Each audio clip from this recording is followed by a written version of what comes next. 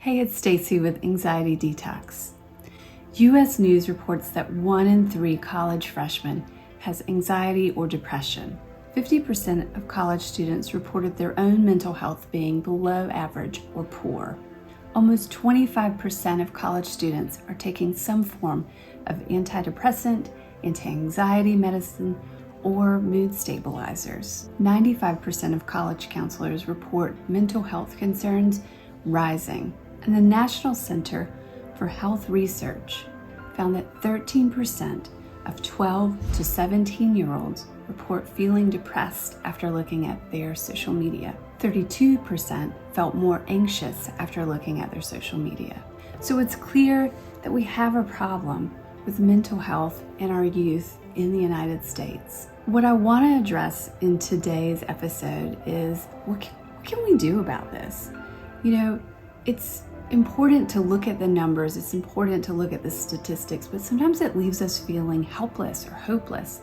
And I don't want that for you. I want you to walk away from today's episode feeling empowered, like you have some tools that you can use to help kids that are in your home or even, that you work with on a regular basis for moving through this mental health crisis. So let's dive in. So here are 5 ways that you can help your college student who's struggling with anxiety. Number 1, model healthy coping strategies. I know this sounds like an indirect method, but truly our kids are watching how we behave and how we respond to life. So if we model healthy coping strategies, even if they pretend they're not noticing or roll their eyes at what you're doing, they're taking note and they're going to notice the changes. They're going to notice the difference it makes in your life. And they're going to be more likely to adopt those same strategies when they go through similar situations. So here are some examples. You might say, man, I've had a stressful day. I'm going to go for a bike ride because I know that always helps me feel better. Or I've got an important meeting. I'm feeling a little nervous, so I'm going to take a minute to do some breathing exercises to help calm my mind and body. Or you may even say, I'm going to see a private coach or a therapist to help with my anxiety. Any of these, just show them that number 1, you're human, and that number 2, it's okay to seek help. It's okay to use strategies to feel better. There have been a lot of times in my career where I was meeting with parents who wanted to talk about their child who was struggling with anxiety. And I would ask the question, well, how do you handle anxiety? And 9 out of 10 times, they really didn't have great strategies for it. That made it difficult for them to give strategies over to their child. So I encourage you, if you don't have good strategies, find them, seek out that information. It's out there. That's in my online course, but you can look it up. You can do Google searches. You can find YouTube videos. You can find free, meditations. We don't have a lack of information. So truly, if it's something that you haven't figured out for yourself, now's a great time to start. Number 2, be a really good listener. Being a good listener honestly takes a lot of practice.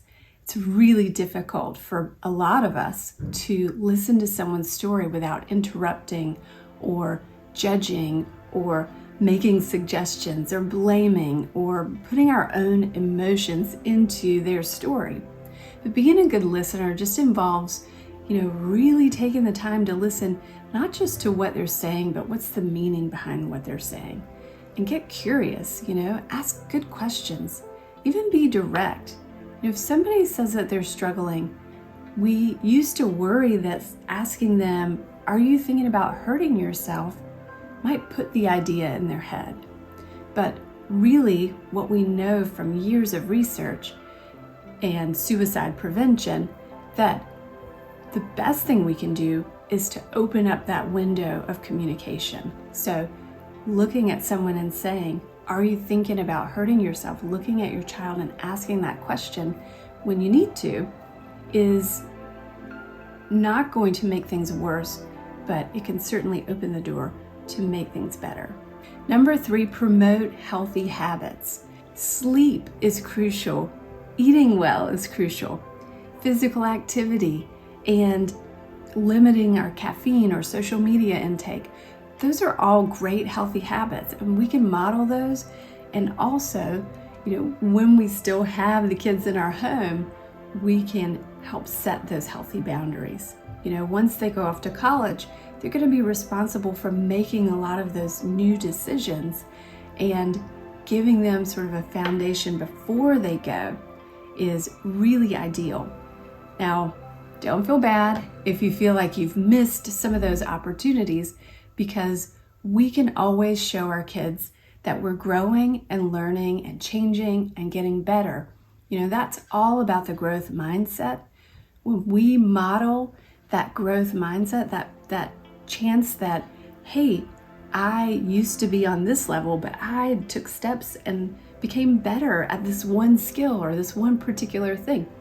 It really shows them that everybody can grow, and that we don't just assume that you're either born this way and made this way and you're never going to be able to change. That's the fixed mindset. So when we model that growth mindset, those healthy habits, it really spills over. Number 4, stop waiting for a crisis to take action. I've seen this a lot of times. We see it coming, we see the anxiety building, we see the depression getting worse, and rather than taking action, we wait and we keep hoping it's going to resolve itself. But truly, taking action early gives us the absolute best outcomes. We don't need to be in crisis to talk to somebody. We don't need to be in crisis to read a book and learn a little bit of something new about anxiety or depression or whatever it is that's going on that we're going through. And when we take action early and quickly, then we honestly are setting that, again, that modeling, that behavior of, this isn't something to hide and be ashamed of or try to, grind through on our own. This is something that, hey, here's a bump in the road and let's address it. And number 5, offer a variety of options. So when we are feeling, anxious or even depressed, having somebody tell us, here is the way that you have to resolve this, takes away our power even more. And we already feel powerless when we don't feel like we have control over our emotions. So giving some of that power to our kids and giving them a lot of different options.